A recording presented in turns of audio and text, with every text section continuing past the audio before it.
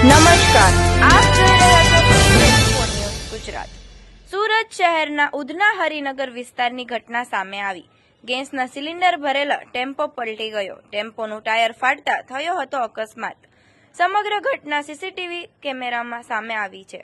Tempo road પરથી પસાર થતો હતો તે દરમિયાન બની હતી આ ઘટના। સદનસીબે અકસ્માતમાં કોઈ જાનહાનિ નથી થઈ।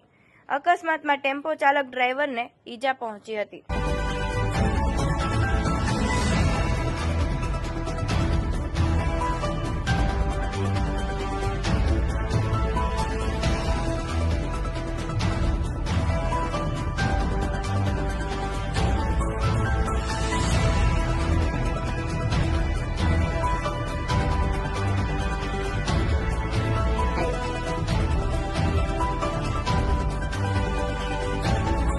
આવા અવનવા સમાચાર જોવા માટે જોતા રહો P24 ન્યૂઝ ગુજરાત।